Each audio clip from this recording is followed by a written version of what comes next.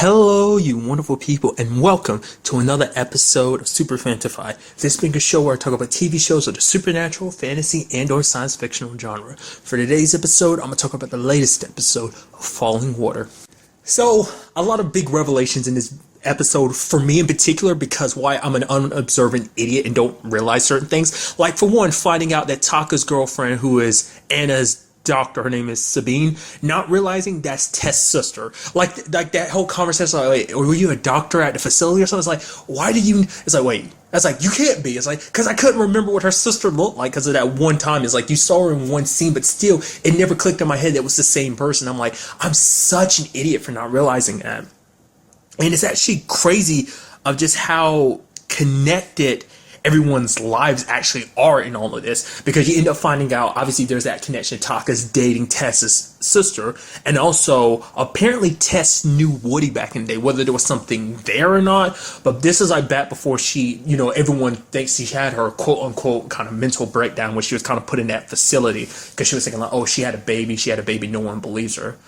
Because I kept wondering, I was like, why did Sabine take such an interest in the fact that it's like all those flyers everywhere? Because the thing is, she saw them and she knew those were the drawings that Tess made, so she just assumed that Tess made them. But Tess is like, I didn't do that, someone else is putting them up. She goes into her place and sees all those pictures. She's like, okay, you're going off the edge again. Do we need to talk to the doctor? Do we need to get you on some medication and stuff like that?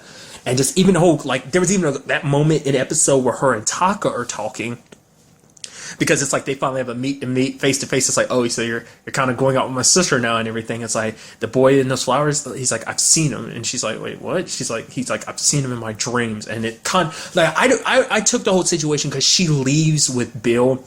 Obviously, because she wants to get away from her sister, because her sister just thinks she's a little nuts and off kilter, like leaving her there in the house because she got attacked by that homeless dude at that point in an episode. And it's like her sister's making her stay there because it's like, oh, you were off doing something you shouldn't have been. You're so caught up in all this. So her sister wants to keep an eye on her and everything. But I guess what Taka said played a role into why she wanted to leave too, because mainly it was just to get away from her sisters, because it's like her sister doesn't have answers, her sister's a believer, so what's the point of staying? But at the same time, I guess it's also because what Taka said, she kind of was looking at the house, and Bill's like, did you want to stay for something? She's like, no, because she didn't know what to do about what Taka said. I think part of her is kind of thinking like, no, there was some validity to it, because her and Taka did meet in her dreams, so she knows. I think there's a part of her that knows he's not BSing, and the fact is that he would say that it wouldn't be just to, like, because he wouldn't know anything about that, because she's never talked to her sister about that whole situation of where she knows her son from the dream. I mean, maybe she did because of the whole situation, but obviously knowing her sister, like Sabine knowing her condition and stuff like that. But I still don't think, I don't think she takes it as that, but I feel like she feels like she probably has to go off and find her own answers, which in this episode is a big part of this episode was Burton himself getting answers, because he basically tracks down a storage unit that actually belongs to the lady in his dreams. Ends up finding her dress and all this other stuff connected to it. He even finds like a, what is it, not a seashell, but I don't even know what it is. It's basically, you put it up to your ear, you listen to the ocean. I'm completely blanking on the word because I'm an idiot. But nevertheless, it's like stuff is coming back to him, so it's kind of like, for the longest time, it's always like, is this real? Is she real? Is she a dream? Obviously, she's real, but it seems like whatever existed between them was real too. So, because like, for the longest time, he was kind of manipulated by his dreams to kind of thinking like, was she real? And was everything between them fake? So that's why he was kind of pushing her away, but she was there screaming for his help. Like, she was there because I think she was trying to latch out towards him without letting the people that's got her captured know. Or maybe it's just like, maybe they manipulated her into doing that. Still kind of unsure with that whole situation. But an interesting thing we did learn about her, though, is the fact that she's like a journalist, or like kind of a writer, that she was basically writing a book on to like this group, the ones that are aiming for Topeka, this whole like dream state world, kind of uniting everything.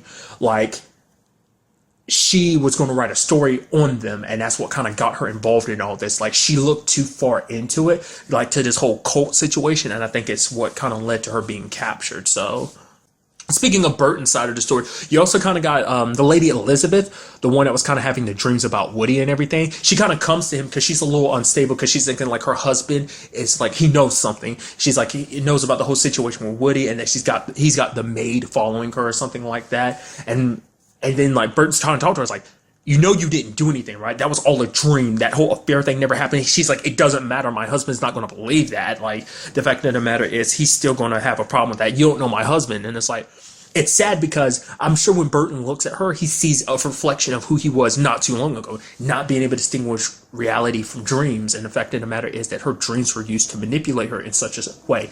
I mean, you even have the Woody having the audacity to say he never meant to hurt her, but it's like, if you didn't mean to hurt her, you wouldn't have done that to her, driving her crazy to the point she pulled a gun out and tried to shoot him in the leg. Burton tried to tell her just to calm down, everything was going to be all right. It's kind of a new shiny day, so kind of enjoy, bask in the beautifulness that is his day or something. I guess being super positive. Maybe he wasn't really saying that, you know, just kind of was in an optimistic mood. Maybe he was saying that just in a means of trying to calm her down or whatever. But it didn't work because, like I said, she ended up shooting Woody, and then he was basically like, okay, Woody, so what you're going to do is you're going to say some random punks came here, try to rob you. She wasn't involved in all of this, and like I said, he tried to apologize and everything, but I loved what she said. Like, she said something very poetic I really like. The fact is that for the longest time, her therapists were always telling her to kind of let her demons out, and then she kind of lays back in the car, and she's like, but sometimes there's some poisons that are better left in the ground. She's like, but I will admit it felt good. He was like, the dreams? She's like, shooting him, and I was like, okay, that's interesting. And we also find out at the end, I didn't realize, basically the place he's looking for, was it Emiston? The place that he talks to Woody about, like, going to find her because that's where she is. But Woody refers to it as the Lion's Den. So apparently that's actually the same place that Tess's mom works at or is a part of. It's the group, that place she was at when she went to visit her mom last time, trying to get answers and went into her dreams and stuff like that. That place is actually the same place. That was, wow. So Tess was close to the heart of this, closer than she would originally thought. Maybe that's why the whole situation with her mom played out the way it is, because like her mom is an expert in that situation of just being like keeping Tess from getting to the deep dark secrets that are kind of buried there. I don't know, because we still don't really have 100% of idea who's behind everything, of who's kind of got the little boy. I mean, we learn a little bit more because there's the guy that Taka ended up meeting in this episode. He was kind of a former member. He was part of the group for like 3 years, but apparently he got kicked out because he wasn't worthy. You end up finding out that there actually isn't really a leader to this whole like green sneakers group, that basically almost like a terrorist group. They're kind of split up into cells, kind of acting on their own. So it's like no one's kind of come being like, oh, this is the ultimate goal, which technically their ultimate goal is utopia, the unification of all dreams, kind of like blending. I'm assuming getting everyone to kind of blend together as one dream, everyone connected in that sense of kind of getting rid of all, I'm sure, all the pain, murder, war. It's just, you know, one of those utopia situations of like trying to find a means of creating a peaceful world. And I guess it's like if everyone's connected in a dream, they're able to kind of shape it into a beautiful, perfect world. It's that type of thing. But apparently not everyone is down for it.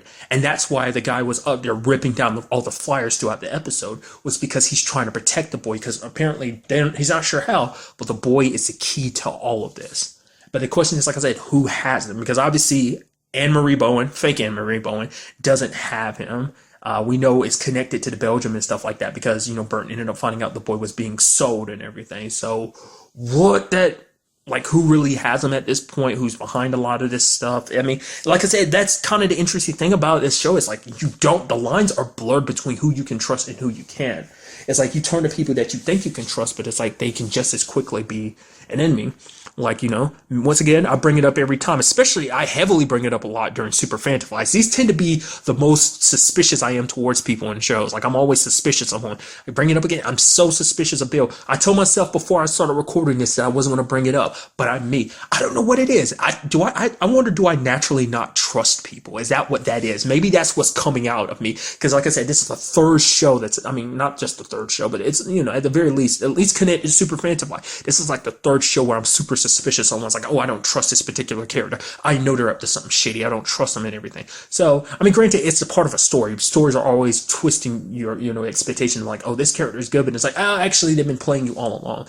I guess because I'm always waiting for that twist, which, like I said, it doesn't always happen, but still, like, it's there. Like, I'm just waiting for the ball to drop. It's just because you expect the worst out of people. So I guess that's kind of the pessimist inside. I mean, that's why I'm kind of like, maybe I naturally am suspicious of everyone, which is kind of sad when you think about it. But still, I don't know. That's why I was a little sad that she went off with Bill, because this conversation still hasn't come up between Taka and Tess about the whole Andy situation. Like, I remember he asked Bill about it, and then Tess asked once Taka left, talked to Bill, and was like, "What was that about?" It's like, "Oh, he lied to her about it." So, like, obviously, Bill is. I mean, granted, you could say that Bill was doing it just to be a douchebag because he's not necessarily a bad guy. He's just trying to get what he wants, and he's not necessarily like I still think he might be connected to all this, but even if he's not connected to it, he's just a douchebag that wants to use Tess for the purposes of getting what he wants. Maybe try to get back to that dream world with his twin sister. I've kind of brought that up before, but still. And there's also that word Kumiko that Taka keeps coming across. That's not his mom's name or anything like that, is it? Maybe it is because it's like his mom is connected to all this and everything. There's also the whole Anne-Marie Bowen thing. She was basically talking about the fact that Taka would be back, but I don't know about that. Like, I'm very curious, like, what's going to happen, like, going forward. Like, like I said, you have Burton kind of in the lion's den, and there's that whole situation about the blackout. I don't know whether that's kind of supposed to be a coincidental thing of just like, light powers went out all across the city, or is it supposed to be representing something more? Well, it's kind of supposed to be a metaphor for the fact is that kind of like the story that was kind of being told, kind of the voiceover in the episode of just kind of like basically talking about, kind of referencing the fact is that Tess, Taka, and Burton are kind of running around blind, not realizing what's happening or what's really going on because they're so fixated on their parts of the mystery that they're not really coming together because that's the only way this is going to get solved. Like I said, I got spoiled. I already know that they're obviously with a show like this, they are going to come together, but it's going to be a little while. It's not going to be probably till like the very end of the season before they finally come together and everything. But it's like, it's very intriguing to see how everything works and how understanding things a little bit better.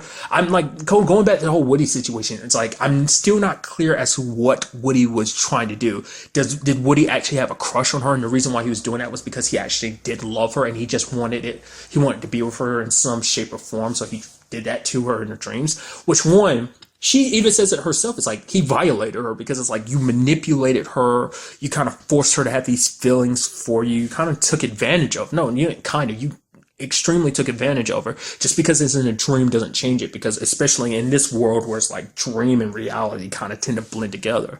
And so that whole thing about Burton, her being taken, like in the first episode when Burton was like, oh, kind of got ran over by the car and he took her. I'm guessing that was real. That was when they originally picked her up because she was looking too deeply into everything. So it makes you wonder, what was it that she came across to the point that they felt the need to take her? Why take her? Was it because they needed to keep Burton manipulated because they knew Burton was kind of special, just like Tess is special and Taka might be special? Like, as I brought it up before, like in their respective ways, it does seem like they all kind of have to, like I said, I don't know whether it's just the dream itself or did each one of them individually have a special dream power. Like the fact is that Burton's able to blend both reality and the dream world, like making one bleed over into the other, make his dream world bleed over into reality while everyone else can kind of skate around and kind of control a little bit more. It seems like something only he can do, maybe. No, definitely. It seems like that might be the case because I think the whole, I don't know. Because it seemed like Taka might be able to do it too, because in the woods he brought his mom into that world. So I don't know whether that was them dream. Because the way Anne-Marie Bowen was moving around, it might have been a dream where he witnessed the ritual from that group, the Green Sneakers group. So I don't know. But kind of something I am curious about. Will Taka try and track down Tess in the next episode because he knows of the connections? Well, I mean, because he doesn't know about. He knows that Tess was taking the pictures of the boy, but he doesn't know that, oh, like, she thinks that's her son. Because, you have Sabine kind of telling him, it's like, oh, you sure you don't want to run? And he's like, no, I'm going to be here. I'm going to cook dinner for you and everything. So it's kind of like, maybe next episode Sabine will kind of break the news of like, yeah, she thinks it's her son, but it's like, it can't be. She was never pregnant, la, la, la, la. Because it does seem like there was just a lot of weird stuff that happened to Tess and it's connected to that facility. Maybe that's why she's getting Bill, because it's like Bill's kind of got resources, got a lot of money, so he can help her get the information she needs. I mean, because the whole point was him helping her try to find her son, but it feels like he hasn't really done that much lately. But then again, maybe Tess has been keeping her distance because he's like, oh, the fact of the matter is it took a blackout in the city for you to kind of finally text me, so I wonder, is there any real rhyme or reason? Maybe it was just because she kind of wanted to handle things on her own. She kind of wanted to avoid, going back to that doing the experiment and everything, and she wanted to focus more on trying to find her son, because I guess she felt like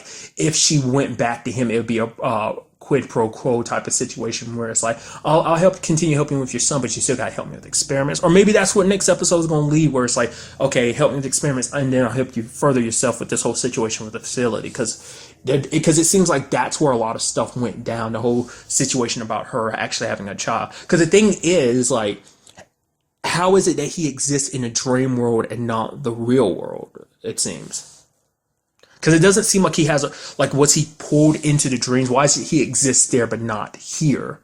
I mean, how deep does this whole thing go? Like, how powerful are these people that the fact is that they can make everyone think she's crazy about having a child? That, like, how were they able to make her? Because she disappeared for wasn't it 3 weeks? She ended up disappearing. That's kind of a blank to her, and everyone else just thinks she was crazy in that time, thinking she actually had a child. And it's like, maybe in the dream world they were able to speed up the pregnancy and took the baby that way or something. I mean, I don't know, because how can no one else know that she is pregnant? I mean, and then again, you have her mom and everything. It's like sis thinks she's crazy, but mom knows she's not crazy because she's the one that kind of helped facilitate the deal and ended up handing over the kid. There's just so many questions. I'm just very curious to see where everything goes. There shouldn't be that many more episodes. There should maybe be 2 left, maybe. Because I do know that Colony is coming back.